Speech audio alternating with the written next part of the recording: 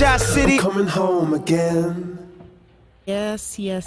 We're home again, back in our studio. The first episode of our winter this year.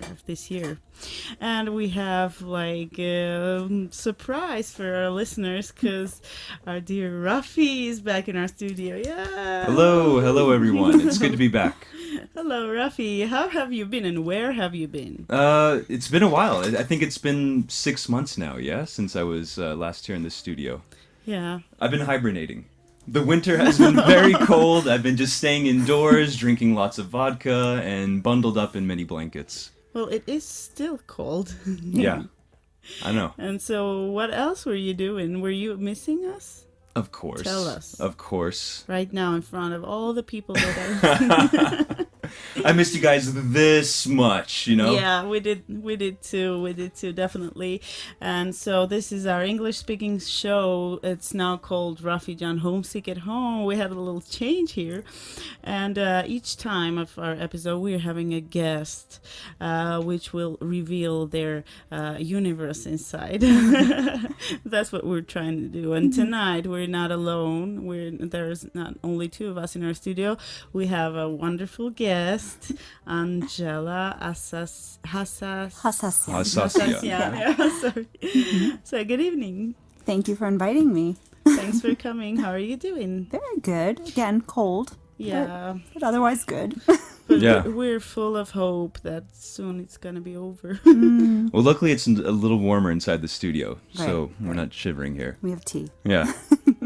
We have tea, we have our good mood, we have our atmosphere, so we're ready to go. Could you please tell us a little more? How did you move to Armenia? Okay. How it all started? There are a couple of standard questions, and then we'll go deeper. I think any member of the diaspora really has a very complicated story to tell, and our family isn't different than that. So originally, our family's roots come from Adana and Marash, and then somehow we ended up in Jerusalem. And by we, I mean my parents. And then both at separate times decided to go to America in different states.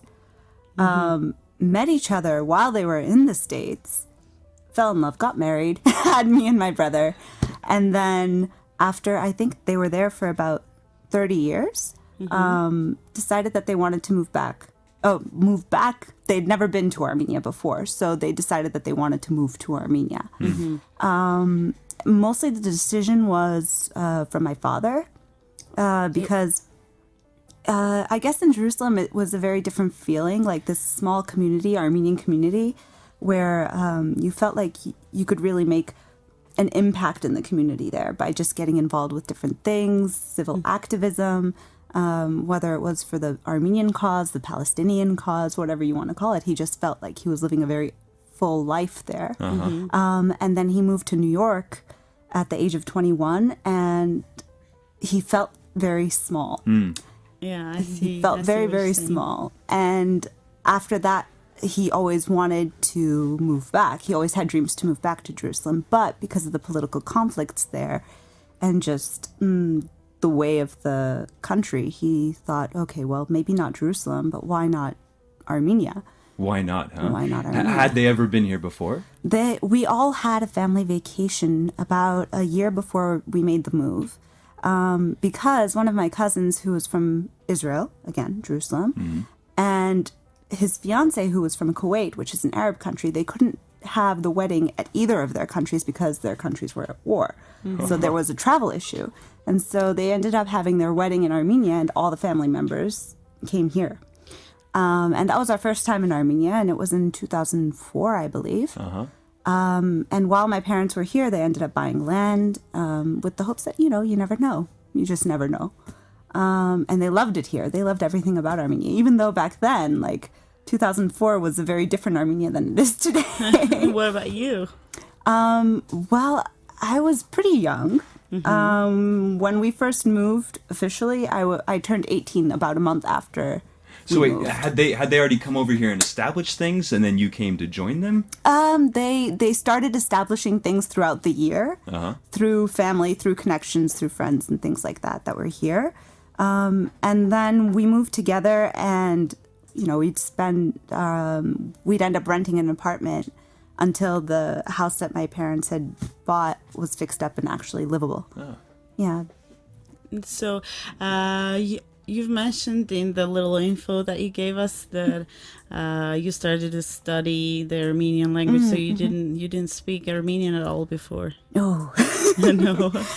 When I was very young, and my brother as well, when we were very young, in the house, they only spoke Armenian with us, and it was Western Armenian. Mm-hmm. But once we started to go to school, all Armenian was forgotten. Completely erased from our memory. I have the exact same story. It's the same thing that happened to me.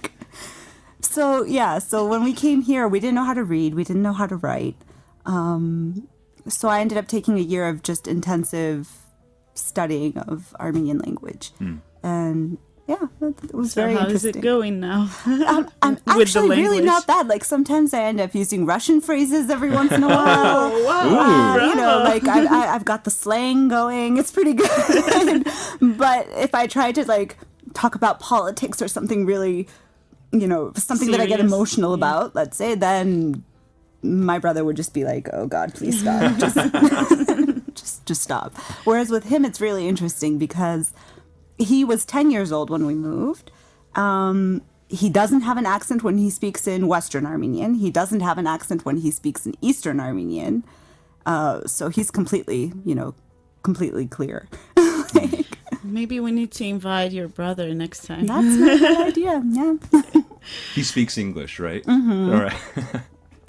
Yeah. And another quick question before we go on our break.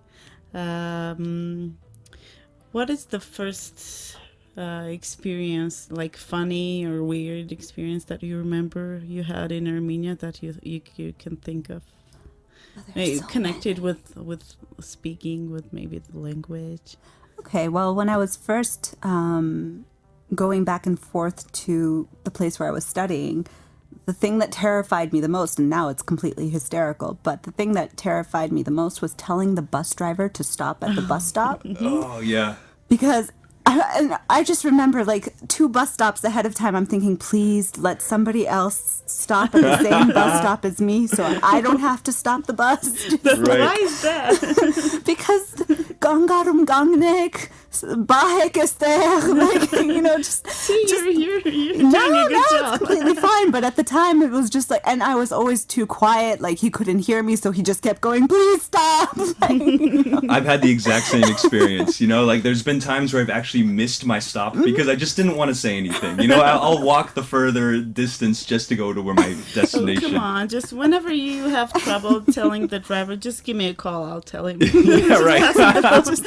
Okay, guys, we need to go on a little break and then we'll come back to our studio with our interesting guests with more interesting questions. This is Radio Van 103.0 and this is our English-speaking show, Homesick at Home. Stay tuned. And we're back in our studio on Radio One 103.0 with our show Homesick at Home with Roffi Jan. Yes. Roffi Jan. So, and with our dear guest Angela. So I printed a bunch of questions for Angela. Yeah, I've got that's a lot. 6 pages. It's a real difficult choice to come up with which question brutal. to ask. I think we'll save a lot of questions for our next guest. Okay. All right. Yeah, I've got plenty. I've got plenty for the rest of the year, to be honest. Yeah. So let's see. Let's go with the Well, first off, do you have any good gossip for us? Gossip. Yeah. Ooh. I feel like this is a trick question, kind of, because this is just going to get you into trouble, kind of. It is. Yeah, it is. Go ahead. We're waiting. No, I don't know. I guess lately there have been a lot of breakups in relationships that I feel really sad and disappointed about because they're married couples. It's not even like dating, like married couples who are getting divorced, and it's just, no, Valentine's Day is coming up. Don't do this to me, guys. Like, just wait a couple more give weeks. Me at hope, least. Just give me a little bit of hope. Is this about your friends? Different friends, yeah, acquaintances and friends and things like that. And Yeah, I don't know. It's depressing. I'd rather not. All right. We'll pass on that then. Happy coming Valentine's Day. Yeah. Soupsakis, isn't that tonight or tomorrow? Tomorrow night, I think. I think, isn't it tonight? I think you're supposed to eat tonight and then wake up in the morning and be like, oh, no dream. Nope.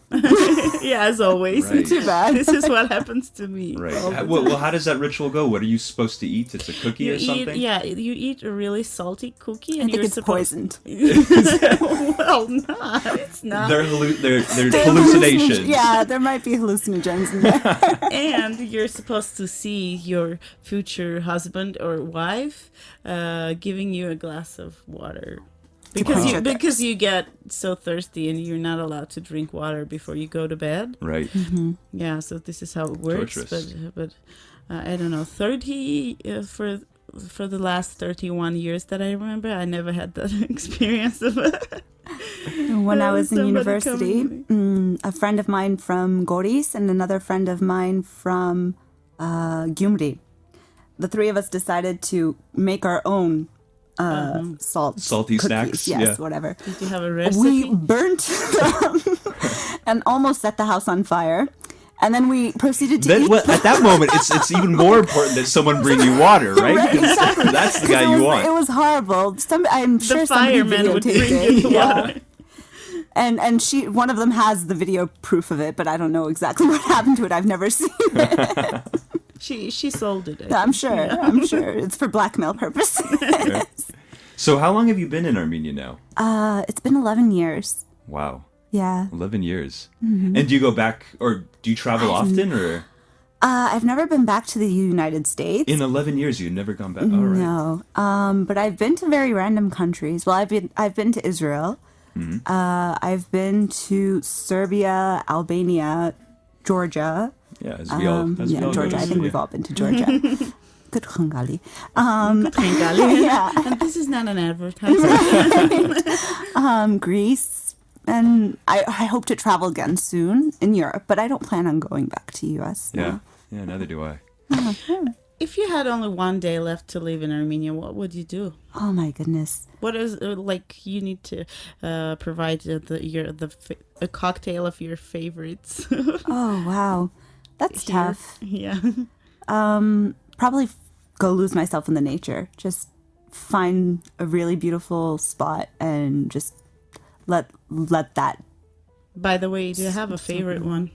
I love Lastivir. I remember when I went hiking down the trail to go to Lastivir, I thought it looked like something from like Lord of the Rings or something like that. It was just really magical. So in your 11 years here, have you ever had one of those strange Armenian connections? You know, like you meet someone and they're somehow related to the brother of the guy who taught your father or something. You know, like there's that 7 degrees of Armenian connection. Right. So, well, my brother, he owns a pub, venue. The venue? Yeah. And so it's not uncommon for, just friends of friends and friends of friends of friends to come and then eventually become, like the usual customers or something like that. So eventually we found out that our cousin married somebody's cousin, therefore making us their cousin and stuff like that. And the funny thing is that once they decide that you're related to them, then they get very protective of you as a girl. They're the guys, and so that, oh no, she's like our sister, she's our cousin. She doesn't dance. She doesn't dance. You have to go through me first before you can, dance with her, etc., etc. Or you're buying her. Really, you're buying her a drink. It's very interesting to see how those very far away connections suddenly start, forming activating. Right. What about food? Food. Oh god. Everybody making you eat something. Did you have that experience here? I never get forced to eat anything because I love food, and so I'm never ashamed to just take it. Yeah, I don't know. I guess I'm known among my friends as being the food lover. Any local food that you really love? Any local? Well, I like. Well, I don't know if it's considered really local food, but oh gosh, the one in Qarabakh, Zhengelofat. Oh yeah, I love that. So amazing. I love it. Yeah. I love greens. I guess. I made it myself, Really? Zingalohots, yeah. Oh, really? From scratch. Next time, need to invite. How many herbs? It's like 20-something herbs you have to put in there? At least, of course, it's got to be at least 20-something They- herbs. And there's special herbs that you can only find in Karabakh. It's so funny. Each time you hear a different number of these herbs. It should be 13, then 17, then 27. Yeah. It's funny. Whereas I just went to the grocery store and bought that mixed bunch of greens And and just chopped chopped that it up. Yeah. Nice decision. Well, we usually ask these questions towards the end of the show, but but for some reason I want to ask it right now. Did Armenia Follow your heart, Ina. Did Armenia become a home for you? Long ago, I would say a long time ago, because first of all, home for me is anywhere my family is, but I know that even if my family decided to move somewhere now, I wouldn't want to leave with them. So it's, for me, that's a pretty good indicator that Armenia is home for me. And I've had opportunities to leave more than once. One time I had a panic attack. Literally had a panic attack, and I'm like, no, I'm not going to take the flight. I'm not leaving. What, a panic attack because you didn't want to stay or I didn't want to leave. didn't want to leave? I didn't want to leave. Yeah. So, and I ended up staying here. So I think I'm trapped. Like, that's it for me. Like, I'm staying. So, do you get homesick here? Homesick. For Well, I guess The where US? is home then? Yeah. I mean, this is her new home now, right? yeah, Yeah, this is so- the main That's why question. even the title, like, homesick. homesick, homesick at home. Yeah. I'm not homesick for America. Like, I don't know. For me, it was the only thing that I was homesick for has always been, again, food, because my stomach, and I can't. Like, and just the variety of food and things that, But let's say a couple years ago, there was no Cinnabon in Armenia. Now there's Cinnabon. So, Yeah, like, and they say that we're soon gonna have McDonald's. So I'm waiting for Taco Bell. I'm holding out for Taco Bell. well, I'll join you then when it comes here. Well, I always crack up Roffi at John? Cinnabon being here, by the way. Yeah. And that it's kind of like this really fancy restaurant on Northern. Right, because- that's a guilty pleasure for Americans. It's like that's where you go with your head hanging in Yeah, shame. and I gotta say, like in America, you only find a Cinnabon in the super mall, which is like the mall that's way out in the middle of nowhere, or at the airport, and those are really the only two places. oh come on. But here it's on Northern, so easily accessible. Angela, Angel. I'm gonna read out one of your questions, Roffi Please, John. yeah. He has plenty and interesting ones. If you had a year left to live, what would you achieve over the next 12 months? What would I achieve over the next 12 months? That's a tough one. I'd hope to achieve something that would end up being useful, like establishing some sort of, I don't know, an NGO or something, which then could be continued after my death. Like, that would be the hope. A foundation? Yeah, some sort of a foundation, maybe. But I mean, having said that, you guys, your family, is it, or you guys have started something, right? That's Right. Can you tell us about that? So Riverfest Armenia is a festival that happens once a year. It was kind of based off of the idea of like having Woodstock in Armenia, where, and also there was another one, Rock for Armenia or something like that. I forgot what it was called. Before Riverfest? Before Riverfest, it was after the earthquake. Oh, I wasn't here. And it was a huge rock concert with famous headlining bands from all over the world. And they ended up having a concert to raise money for survivors and things like that. And so the idea was that we would basically try and raise money for the village that we were living in, to help the school, because the school in the winters, the school is absolutely horrible. Like, it's Right. completely freezing there. Right. And so they'd have to shut down and things like that. So every year we end up selling tickets, raising money, and hopefully helping the school in some way. Yeah, so that's what Riverfest aims to do each year. Yeah, and it's a proper festival. It's not just Right. a one-day event. Oh, it's overnight. It's multi-day events, right? It's overnight, yeah. We have different Armenian bands, both well-known ones and some of the lesser-known ones, come together and for 2 days. Overnight, people stay in tents. They watch the sunrise, then and they're drunk. Stumble across along into their tents and pass out during the day, and then try to recoup before the next evening. And yeah, it's a lot of fun. So very cool. Are you guys going to do it again this year? Probably we're going to take a hiatus this year. We've had bad luck with weather for the past 2 years. 1 year it was too hot. This year it was too cold.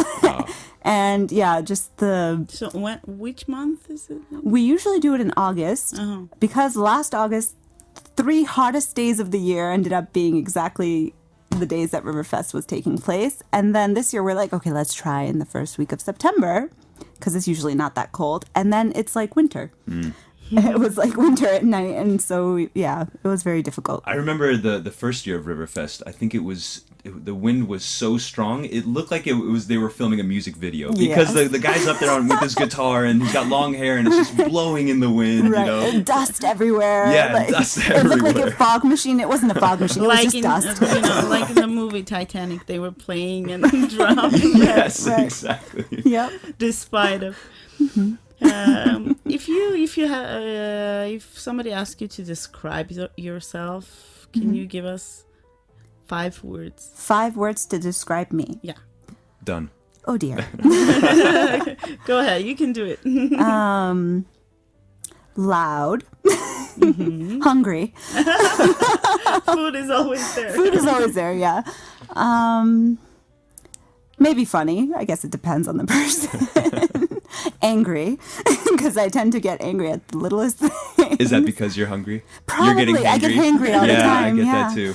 Emotional. Yeah. Emotional, yeah. Probably. Yeah, and a bleeding heart liberal. I don't know if that's one word, but let's go with it. Yeah. We consider it as one word. Roffi, do you want to ask the ghost question? Ghost? Oh yeah. So, if you were a ghost, where would you want to haunt? Where would I want to haunt? Yeah. Like, in a bad way, right? To drive someone crazy? I don't know. You know, it's open to interpretation. Maybe you want to be a funny secretly. ghost or a Scooby-Doo ghost? No, I think I'd probably be like one of those really scary ghosts that would probably haunt the oligarchs until they go insane. Yeah, good. Like, it might as well be useful, right? So you want to be useful in any material that you are in. Yeah. I have another good one. If you were a box of cereal, what would you be and why? Okay, I'm going to say Fruity Pebbles only because I've been craving it for the past 2 days. And I think it's because I've been having a temperature. I've had a fever for the past couple of days now that kept going up and down, and I kept craving everything sweet. Angela, if you were a type Dolma, what type? Dolma. Come on, well, this is a joke. You can skip that one. I love cereal. It was my guilty pleasure, right? Like as a kid, it was my breakfast. Lunch. It was lunch I ate at school, and then I come home from school and it'd be my after school snack was cereal, and then cereal for snack. exactly at night. But it was one of those that my mom never allowed sugary cereals, so I never had Fruity Pebbles. Probably better off. Yeah. She always had that rule where if sugar was in the first 3 ingredients, then it was off limits. That's a good rule. Yeah. Excuse me for interrupting your philosophical our very deep question about cereal. Oh yeah. But I have a question here. Which parent are you closer to, and why? Oh. Make some enemies here. No, I think that I can talk to my mother about pretty much everything, but I take after my father in terms of looks and personality. So I think that makes us battle more. Like we're always at heads with each other. Whereas with my mom, I just open up to her about everything. Yeah. So I don't know how you could really consider what you would consider closer. You know, it's one of my worst, like the worst questions of my childhood was who do you love more, your mom or your dad? Oh it's my always gosh. like it's so standard here. I don't know why Really? they do it. I feel like that's such a kind of rude and sensitive question, like you're... I know. I have no idea why people do it. Maybe I guess it's like something. What kind of a sadist actually prefers Yeah. one of them? Like, who do you love more, your mom or your dad? I'm like, both. Like, no, be specific. I'm like, oh. And are No, both the best parents? would be if you ask the parents which child do you Yeah. love more, because there is actually a little bit of bias there. Why don't we go on a little break, listen to some music, and then come back to our studio with more tricky questions? Great. This is Homesick at Home show on Radio Van 103.0. Stay tuned. Hello, Stephen, wherever you are, whether you're in Moscow or in America. Hello from Radio Van, from Hello, Yerevan, Stephen. from your second home or third home, but it's still home, I think. I hope. We miss you. And we're back in our studio with our guest. Are you ready? Ready. Are you ready to speak about your philosophy in life? Philosophy in life. Yeah. Oh no. Go ahead. We just jump Right into the deep right question. into the deep end. Oh gosh. I don't really know. It's not that deep for me. It's just don't be a horrible person. Just be a good person and do good to others. Like that's pretty simple for me. Are you So- trying not to use bad words? Don't be a horrible person. yeah, we saw that moment of hesitation there. A schnazzhole. Yeah. So do you believe in karma? I guess so, yeah. But I don't necessarily believe that bad things will bring you bad things. I just feel like good will bring you good. Always yeah. good will bring you Yeah, good. yeah, well said. So if karma exists, is good coming your way, or is it a bad thing Always, that karma I think exists? so. I think so. What is that thing that you'd like to change about yourself? What I'd like to Is change. there one? Yeah. I wish I was more Don't ambitious. mention food, please. No, it's not about. No, I would never change that about myself. I totally agree. No, I think it would be that I'm not really that ambitious. Mm-hmm. So I don't really chase after any goals like, 10 years, 20 years down the line, what I want to be doing with my life and things like that. There are some people who really have that set and they go for it. But for me, it's like, But is that a bad thing, I though? don't know. I guess it depends on who you ask. Yeah, I mean, sometimes I think that my lack of ambition sets me up to not feel so bad about myself because I'm not striving for anything. Or it could be that you're just more open to everything. Yeah, Right, it's, right. you just go with the flow and it takes you to the right place. So we have this discussion among my friends and Yeah. I. They have what they call type A personality types, which means that they're, very structured. Everything has to be at But the that's right time. boring. Success oriented. Success oriented, goal oriented, etc., etc. And I'm type B, which is like, just go with it. Puffy. And for them, it's interesting because they're also from America, both of them, and they say that Armenia is a great place for type B personalities, and it's a health hazard for people who have type A personalities. And I'm like, so it's better that I'm here then, I guess. Like, And why is that? Is that because the majority are type B as well? according to them, yes. Things like being on time for meetings, Right. or things that would drive them insane, right? Like nobody really cares about here. Exactly. They're sitting in the meeting room by themselves, twiddling their thumbs, waiting for everyone Pulling else to their show hair up. out. Yeah. And if there was a movie about you filmed, what would be the title?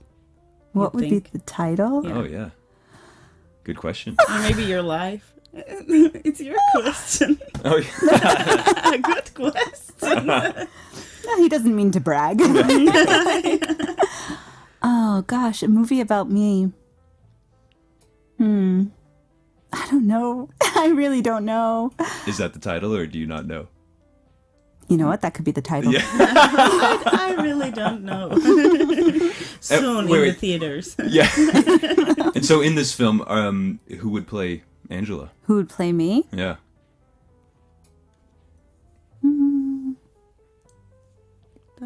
Maybe some Armenian actress that's up and coming and nobody knows about yet. Including yourself. No. Is that why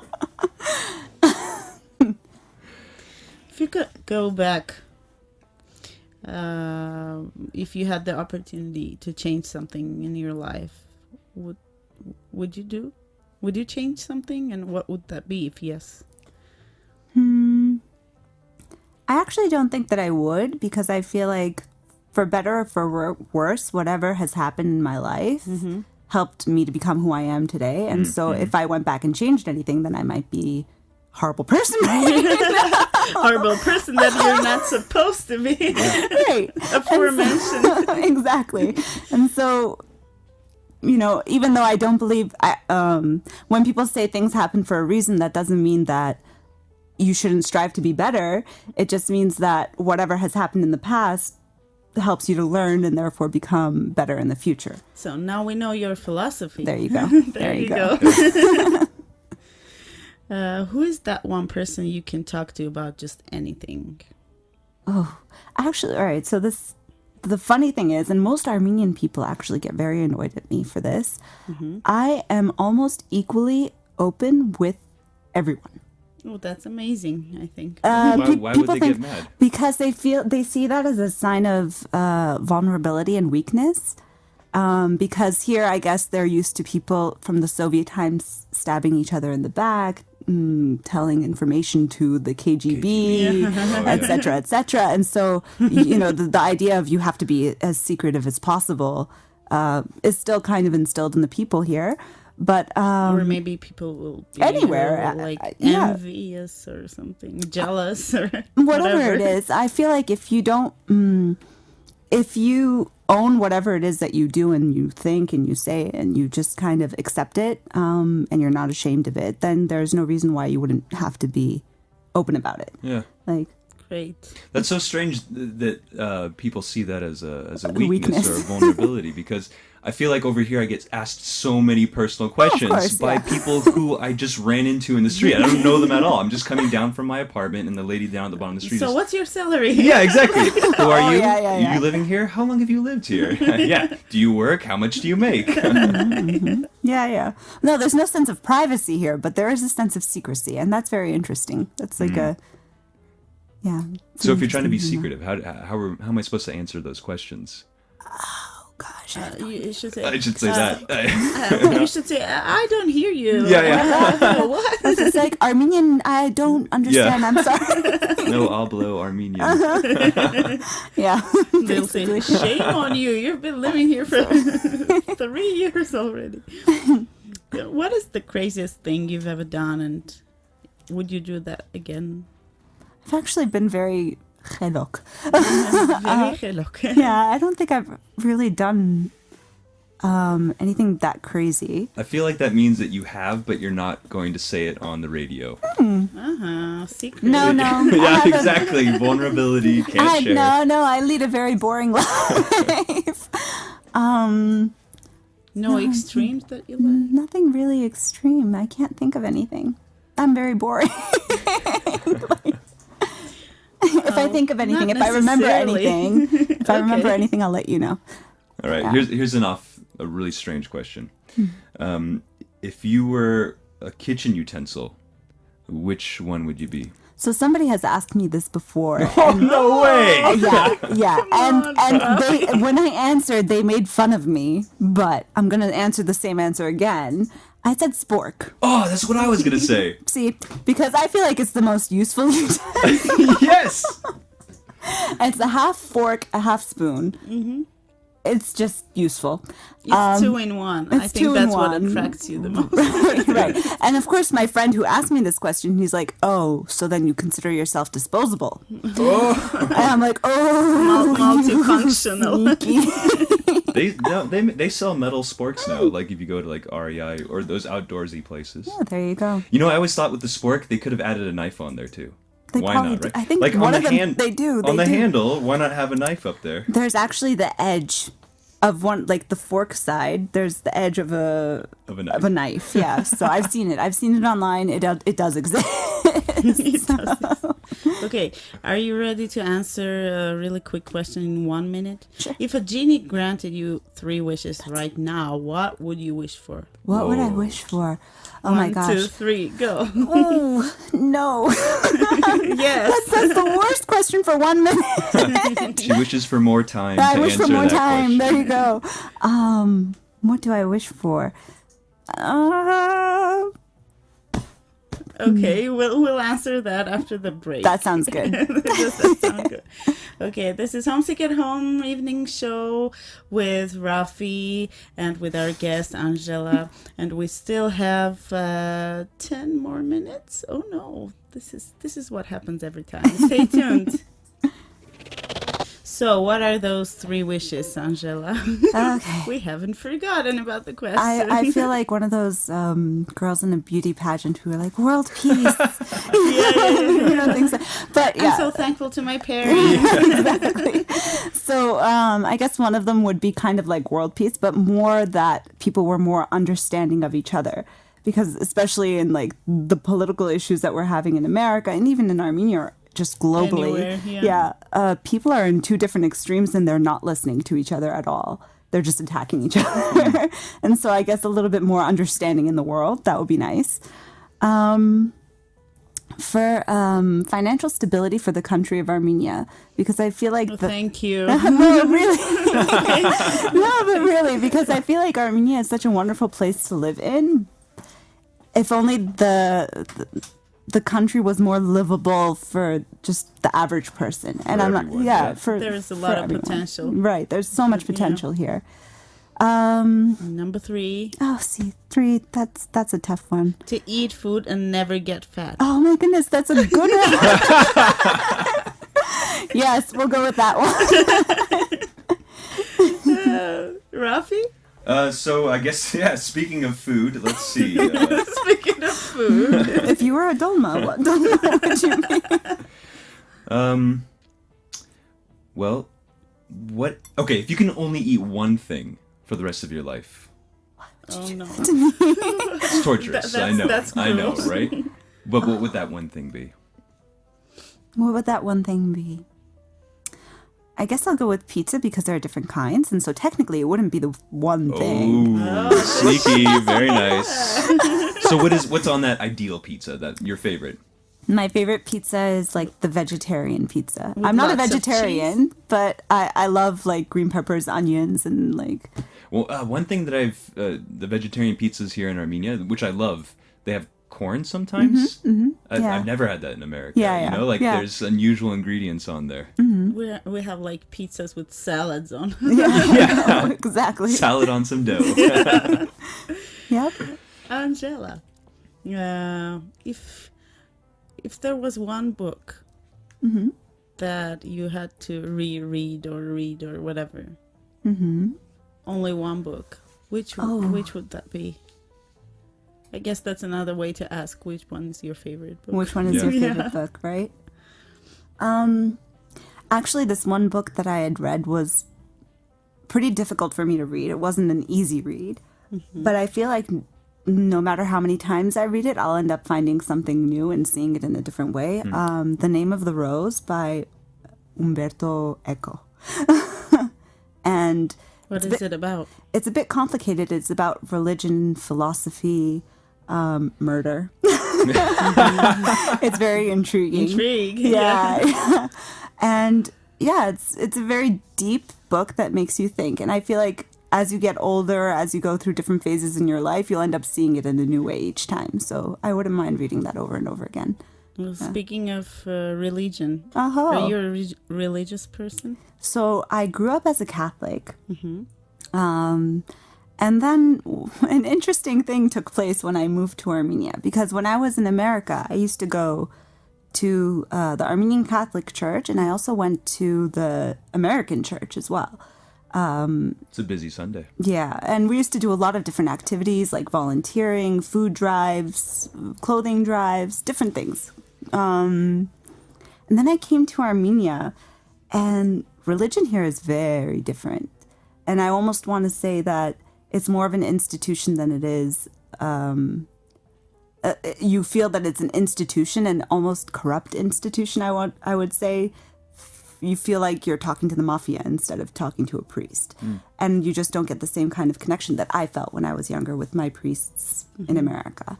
You have to find the right priest. Right, I guess so. And I did find a very friendly priest who ends up playing Beatles songs on the guitar in Goris, and that was amazing. Awesome. That was really amazing. And so, unfortunately, he's all the way in Goris. What's his name? Say hello to him. I don't remember his name. No, I don't remember. But you'll have to go on a pilgrimage over to see him, just right? to visit him, so I don't know. I don't feel like I'm an atheist, but I've kind of lost my connection with the church when I came here. Well, do you think religion and faith are different things? Yeah. Very different things. Yes. Okay. So would you consider yourself more spiritual? Spiritual. Now? I would say, yeah. I would say that I'm answer. spiritual. Yeah. So, speaking of spiritual, what is your spirit animal? My spirit animal? Yeah. Cat. Oh. I knew that for some reason. You could just tell, yeah? Yeah. Oh, so why a cat? No,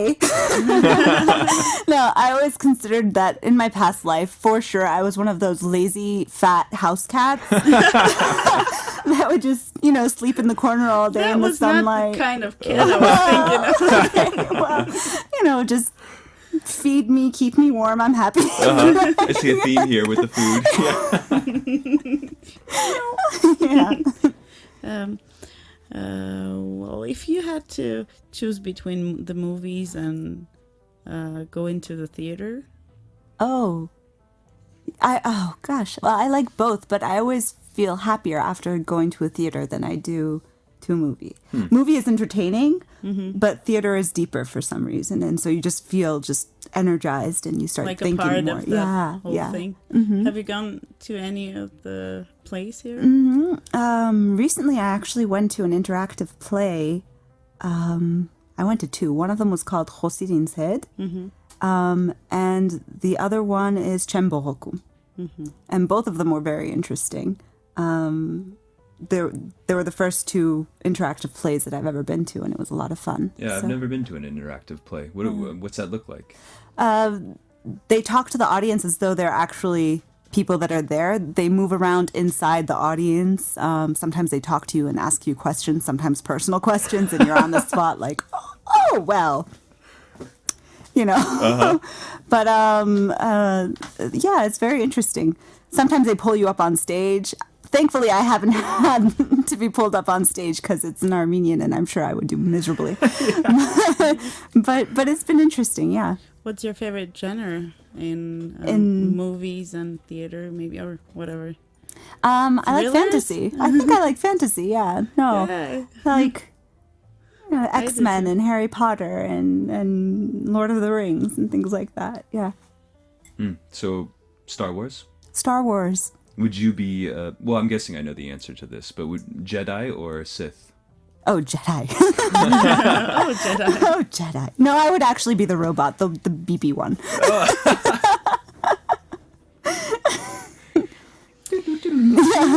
Yeah. We have a little surprise for you, Angela, but before we need to close up, unfortunately, because we're out of time. It's that time again already, huh? Yeah, it was nice to have you in our studio. A lot of fun. I hope that this is not the last time we are interacting with you. Hope so. And thanks to Roffi for bringing you here. Yeah. Thank you, Roffi. Yeah, thank you for coming. Thank you for coming. It was a pleasure. I'm glad that you were my first guest. Aw. First is always unforgettable. We'll meet you next Friday. We're a new guest. Stay tuned and have a great weekend. Bye-bye.